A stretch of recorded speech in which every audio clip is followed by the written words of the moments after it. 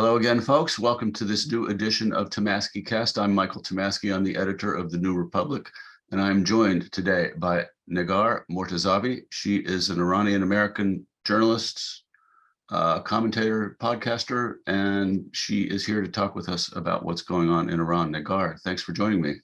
Thanks for having me, Michael. I appreciate it. I would hope that everyone watching this knows the backstory and knows who Masa Amini is, but you probably know aspects of what happened to her that the rest of us don't. So why don't you just start by telling people what happened there? Mahsa or Gina Amini was a young Kurdish woman, a 22-year-old. It seems like she was a normal small town girl who was visiting the capital, Tehran, with her family, gets off the metro with her brother in central Tehran, and is stopped by the quote-unquote morality police, or Gasht Ershad, which literally translates to the guidance patrol. The guidance patrol is tasked with quote-unquote guiding women on how to observe the mandatory Islamic dress code, or the mandatory hijab that's been imposed as part of Iranian law on women since after the 1979 revolution. So 40 plus years of this mandatory dress code, mandatory hijab. It's a reading of the Islamic dress code that many Islamic scholars also have challenged and disagree with, but nevertheless, it's been imposed on religious, non-religious, Muslim, non-Muslim, Iranian, non-Iranian, even tourist women in Iran. And the morality police has been known for using violence when they quote unquote guide women if women refuse to be guided by them, because a lot of young women have been resisting over the past 40 years. And so they resort to violence, and just like a police force, they have the authority to arrest, to detain, and to take women to the detention center for more quote unquote guidance and training on how to observe the dress code. So that's what happened to Mahsa Amini. She's taken to detention center and then ends up in a coma in a hospital and dies a few days later. Her family says she was subjected to violence when she was arrested. The state was trying to put out this alternative narrative that no, there was no violence, and she had a heart attack, she had an underlying condition, just died on her own, and that it's not their responsibility. The family has been pushing back under a lot of pressure from the state, and eventually what's a fact is that Mahsa Amini died in the custody of morality police. She's from a small town in the Kurdish region, so the family was under a lot of pressure for the funeral, for the proceedings, and then anger erupted across the country, and now we've seen almost 2 weeks of nonstop protests by Iranians across Iran that I can talk about more of what these are about. But that was the spark of this movement, the death or killing, as they see it, of a young woman in the custody of morality police because of what she was wearing. Yeah, tell people about the protests. They're still spreading and growing, aren't they? They are. So it's the spark was the death of Masa Amini. One of the main slogans is say her name, Masa Amini, so she's not forgotten, or Gina Amini, her Kurdish name. Their other slogan is also another famous Kurdish slogan that has been translated, Jen Jian Azadi, or Zan Zendegi Azadi, which translates in English to woman, life, freedom. These are the central slogans of the protest, but the protests have, the chants have gotten more radical. The protesters have a lot of underlying political, economic, social grievances, and there's also intersectional communities. The Kurdish protesters, there's laborers, there's teachers unions have joined in with their own layers of grievances that have been piling up over the years. And we're hearing very radical slogans against the entirety of the system, the state, top leaders, the political elite. And it's going on in dozens of cities across Iran, even in religious cities like Qom, like Mashhad. Wow. And it's essentially a feminist uprising with this women's rights issue at the core of it, women revolting against decades of discrimination, not just in their dress code, but in their personal and private lives, but also add to this all of these layers of grievances that all these groups have been protesting for in the past or recent or few years, but every time the protests have been repressed, there's been violent crackdown by the state and the protesters go back home, but their grievances are not addressed. So they come and join every time there's a new wave. That's why we're hearing a diversity of slogans and demands, from political to economic to social, even the toppling of the whole system. And also this very feminist and women's rights centrality. We see a lot of young women leading the protests or at the forefront, high presence of women. The journalists who covered Mahsa Amini, the two journalists were both young women. They have been arrested. There's a wave of arrests of journalists, of prominent activists, and it's just spread to many cities and towns across the country. What is daily life like before this? What is daily life like for women in Iran? I mean, professions are open to women, correct? But there are a lot of restrictions on lifestyle and things like that. Yes, there's a lot of discrimination on personal and public life, from family law to marriage law to divorce, child custody. Women still need permission from their husband if they want to travel outside the country. So let's say you're a professional athlete playing for the national team. There was a captain of a national team, like the highest level of a professional athlete, whose husband didn't give her permission for international competition. So she had to stay behind. Jeez. And her team went to so it's this constant discrimination that comes with humiliation, with intrusiveness into personal life, into public life. There are a lot of glass ceilings. Women can't, the supreme leader has always been a man. The women can't run for president. Women have been qualified, very popular. Women in the political scene have been trying to run, but they get disqualified from running for president. They are present in the parliament, but small percentage. And Iranian women have worked very hard. There's a very strong women's rights movement that's about 100 years old, a century. You can trace it back to a century before, but there's also a lot of limits and discrimination compared to how much effort they're putting in. Also, if you compare it to the region, there's ups and downs. There are more conservative, more traditional countries in the region, but then there's also other Muslim countries that have opened up so much more for women and provided so much more opportunities. And then there's also the discrimination on daily life. Even if you're not political, even if you're not a business leader or a professional woman, this daily discrimination on what you wear and then an imposition of a religious dress code is something that everyone takes offense with, even some religious women. We have now religious women saying, I observe the hijab, but I oppose the morality police. There was a hashtag, a campaign on Instagram where some hijabi women were saying, don't do this in my name, basically. Yeah. So who's the organizing force behind the protests? We can't really point to any leaders. A lot of people say Masa Amini is the leader, essentially, or a martyr, as they call it. She's already dead, and say her name to not forget it. But it's a very grassroots and organic, just outpouring of anger. Unlike, for example, 2009, the Green Movement that was centered around a political event, the presidential election. So the candidates were leading in a way. This time around, you can't really point to any leaders. Maybe here and there in gatherings and towns, there are people who rise up when they're chanting, when they give little mini speeches on the street. But as far as actual organization and leadership, there isn't. It's just an organic outpouring of anger that's been piling up for years. And it's this essentially this feeling of enough is enough, the fed up feeling that people bring to the street because they don't see any other avenue for change besides the street. And what are the list of grievances? You mentioned a moment ago, do some economic underlying issues and other things. What in addition to women's rights is driving this?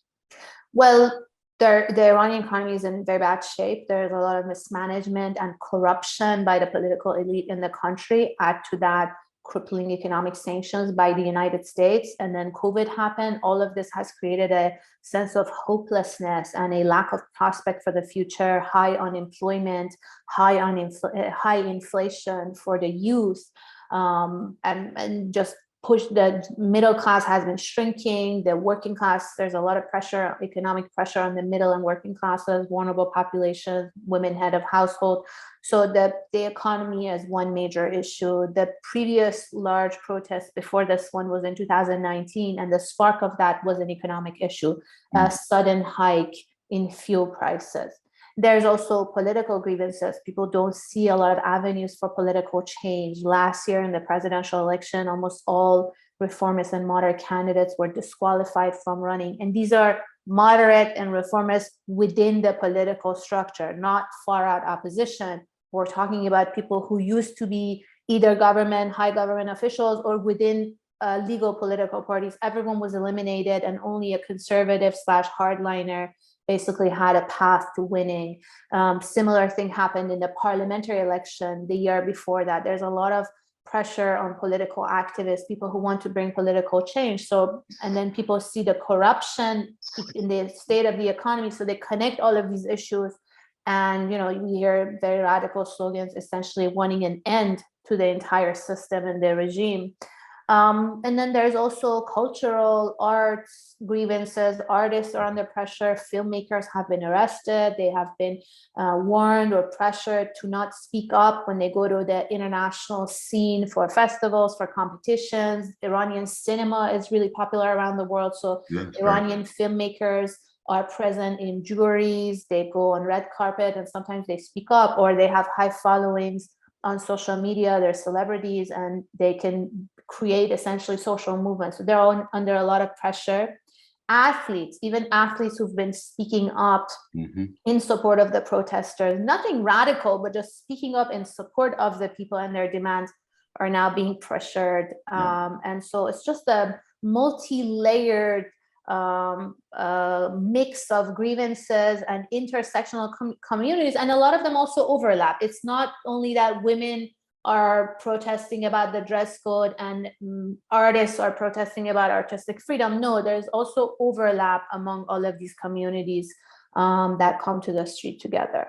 And tell folks more about this morality police and how they operate. And if you're a woman who lives in Iran, as you did for in your earlier years, and we'll talk about that in a few minutes, but you know, if you're a woman who lives in Iran, are you likely to be confronted by this morality police at some point in your life, or what? So the Gasht-e-Irshad, this guidance police or morality police, is part of the larger police force. They have the same authority to detain, to arrest. Supposedly it starts with guiding, but then if you refuse to be guided, or a lot of times even if you want to be guided, if the dress code, if for example the dress is too short, or it's deemed too tight, or it's too colorful, or too much hair showing, too much makeup, it's like a diverse category of issues that a lot of times are also subjective. It's not very clear what the guideline is, because women's dresses are also very diverse.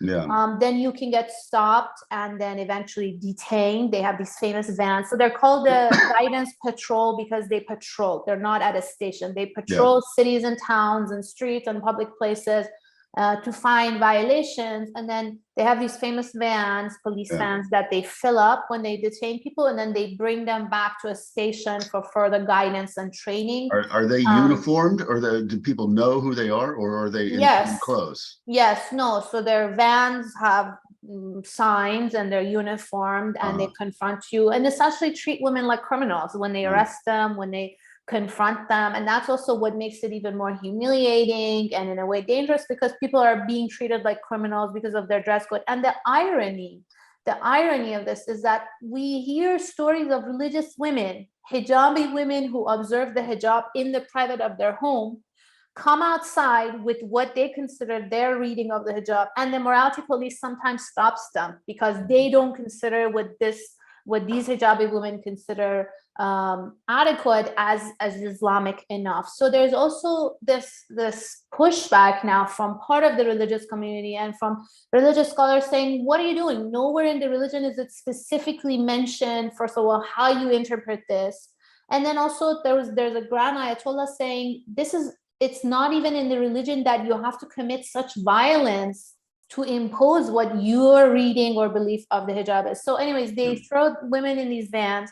And then they take them to stations for further guidance, training sessions on how to dress. And then they make them sign usually and sign these papers and commit that they won't repeat the violence. Something goes in your file. And then the next time, if you get stopped, you'll be in even deeper trouble. Sometimes family members are asked to bring like a longer dress or a more loose dress or like a longer scarf for the women to the station. Sometimes husbands are asked to sign and commit on behalf of the wife. So it's very humiliating. And I have had experience when I lived in Iran years ago with the morality police, and there was always this fear and this sense of stress that where are you going to see them? Sometimes even women on the street would alert each other, like somebody would be walking down and saying, oh, there's a gash at the crossroads, so go back or U-turn or take a different route. So it's just a very intrusive and humiliating and violent force that's now getting pushed back from all corners of the Iranian society. Yeah. Now, people have died in these protests. I read it's around 50. So this is obviously at the hands of the regime. It's hard. Yes, it's hard to confirm the exact number because there's internet disruption. There's limited coverage on the ground. A lot of journalists have been arrested or limited, asked to not go. So human rights organizations don't have access to the ground mostly. So a lot of this work is being done from the outside, and it's hard to paint a complete picture. Last time in 2019, later on, it was human rights organizations, Amnesty International, I believe, recorded over 300 cases. They verified over 300 cases of death of people killed on the street, but the real number might have been actually much higher. And this time around also, we're hearing these reports, but it takes time for human rights organizations to verify and do professional reporting. So I think the number is going to rise. Yeah. So does this feel different than previous instances? I mean, is there any hope that this can probably not topple the regime, but, change things in a positive way? Well, it's different in that the spark of this essentially was a women's rights issue. That's why it's called a feminist uprising. A lot of women are are at the front row of this or leading this. So it's incredible. I think it's very incredible, not just for a Muslim country or a country in that region, but for the entire world. I see a lot of people taking inspiration from the slogans, from the symbols, women cutting their hair, which is a sign of grief, but also defiance. Women taking off the hijab or burning it, essentially saying, I'm not going back to this mandatory or violent enforcement. So it's very incredible. It's one of in its kind, in a way, a continuation of 40 years of resistance by women, but it's just the scenes are incredible. As far as change, it's hard to speculate. There's very radical slogans across the protesters, essentially wanting the end of the regime or the toppling of senior leaders. It's hard to say because we've seen crackdowns before. We've heard similar slogans before, and we've seen crackdowns of the state essentially willing and capable of repressing and sending people back home. But there's always also a tipping point, and it's hard to say when that is. As far as the morality police, at least that's what I'm also hearing as one of the demands. I hope this would be a wake-up call. The state they reject committing any violence, even in this case or in the past, and they say, oh no, this is just a guidance force, but it isn't. We've seen time and again women eyewitness report or images with cell phones, photos and videos taken of the violence of the morality police when they're arresting, when they're throwing women in the vans. So I'm hoping that this violence would end, or the slogan of some of these online campaigns to abolish the morality police all over. There's also a national conversation, even on state TV, government TV, that people are asking for this practice to completely stop, and also for an end to the mandatory hijab. Now you have some religious figures, scholars, and also some religious communities joining in and saying, this shouldn't even be mandatory. This is a religious belief, and you should be able to choose if you want to observe it or not. Wow. But it's hard to predict. The protesters are very angry, arguably so, and the protests still continue, but also the violent crackdown comes with it. It's always been my impression of Iran, and I've never been there. I read a fair amount of history about the Shah's regime in particular, but it's always been let me put it this way. In countries with repressive regimes, it's not always the case that there is a population that is, middle class and educated and really ready to live a different kind of way than the regime dictates. I think that population exists in Iran in a big way. Is that correct? And like, how do people express that? When you live under those kinds of rules, but have this yearning to live a different way, how does that get out, if it does? Well, it does. I mean, we hear time and again from tourists, from reporters, Western American, who go to Iran and then come back and say it's the most pro-Western and specifically most pro-American population they've ever met. People go out of the way to tell Americans, we don't hate you, we don't have an issue with you, or to distinguish themselves from the government's policies. The government, I don't want to say the government is not representative at all. They also have their own base. They have demographics that support some of their policies. Yeah. But when it comes to the different issues, for example, now that we're talking about this discrimination against women based on a reading of the Islamic laws, when you have religious communities come out, when you have religious scholars, even at the level of a grand ayatollah saying, this is not Islamic. And not even, he said, this is not even rational because you're driving young people away from religion with this kind of violence. You're not inviting anyone to your faith. And I think that may become a turning point. So it's also daily resistance, this form of resistance, or the refusal to be guided by the morality police is not the first time. It's been happening slowly by women over the past 40 years, pushing back the limits of what the state considers Islamic or appropriate. So I invite people to go and just look at public images from Iranian streets in the 1980s, compared to the 90s, compared to the 2000s, and then compared to today. It's changed so much dramatically because women have been slowly pushing back the state. So in the 1980s, it used to be dark colors, solid colors, so black, navy, brown, gray. Your dress had to be super long, very loose, no figures showing, all hair covered, so only up to the wrist, and that's it. And then women slowly started pushing it back, shorter, shorter, tighter, more colorful, more hair showing. And it's just been a daily struggle or a daily fight for millions of women who've been pushing it. And then they brought it to this point that now they're saying enough is enough. I'm not going back to that. So I think when you project it over 4 decades or over all these years, you see how it's been developed, or the state has been pushed back. And it is specifically because of this daily struggle of the society. It's hard to understand it overnight, or if you only look at it from this year to that year. But when you compare it over 4 decades in the trajectory, you see how people have been. For example, in the 1980s, the video cassettes used to be banned. At some point, even musical instruments were banned. And then people started smuggling them to each other's houses to sit down and watch movies.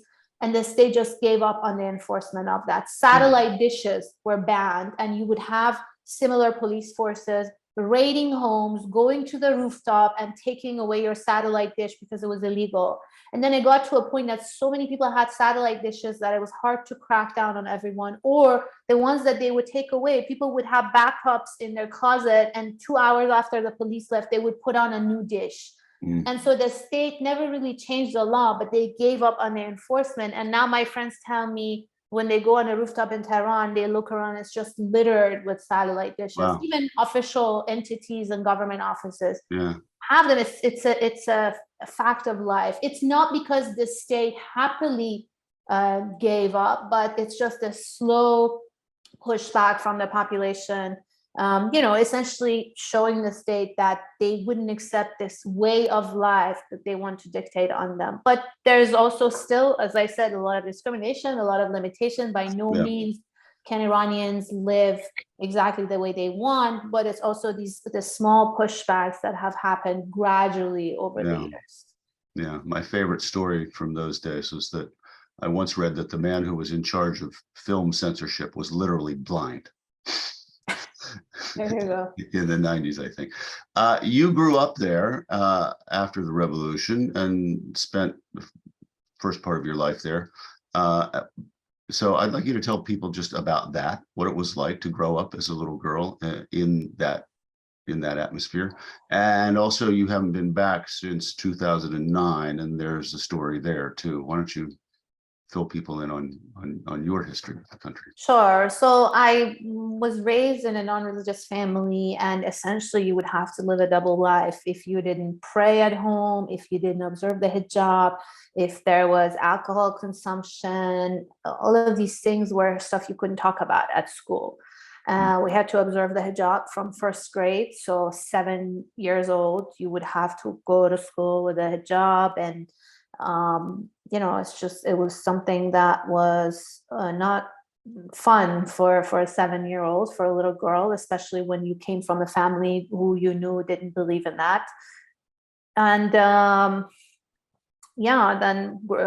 as I grew older, there was this constant fear and the stress of the morality police. And it's not only your dress code, it's also they pick on sometimes men, or the police would even interfere in people's personal lives if there were large co-ed parties, for example, or in universities. There was limits on how you could go to class in universities. So it's like an extension of all of this. And it's discriminatory and very humiliating when it comes to all of these aspects. And I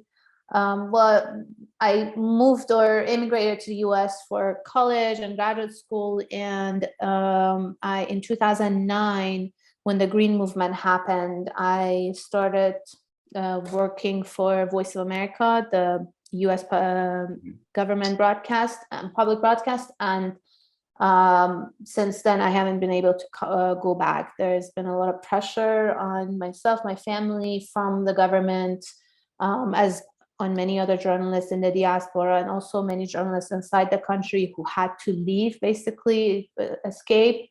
There was a mass exodus in 2009, and also many of us who already were living in the diaspora were forced into exile for fear of government retaliation if we travel back.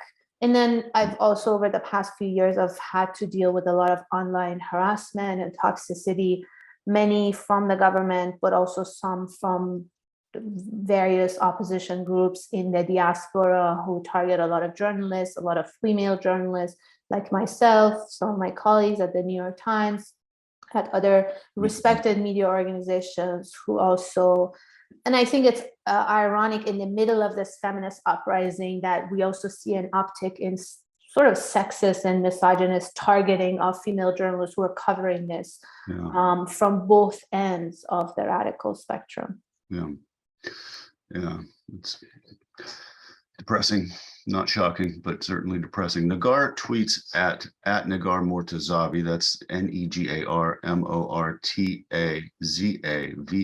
Negar Mortazavi. Her Twitter feed is a must follow on this. She has 170,000 followers, and there's a good reason why. She's absolutely has to be followed for updates on this situation. So where do you think it's headed? What do you think happens? It's difficult to speculate. I'm watching as the events unfold. It's a very fluid situation. As I said, there's a lot of anger and grievances that haven't been answered by the government. So a lot of Iranians in the country, many outside, believe that there's just no path for change, and this is it. It should end.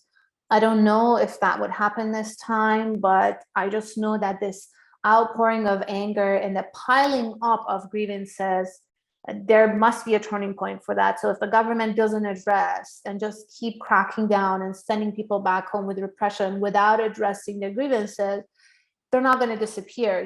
The people will just come back out with the piling on of the grievances and just new layers. So I'm hoping this would be a turning point or a wake-up call. I hate to speculate, but I think a lot of Iranians are hoping to see long-term change as a result of this bravery and the courage that we're seeing, people risking their lives on the streets. A lot of us hope the same. And it's very heartening to see this courage. Negar Mortazavi, thank you so much for joining me.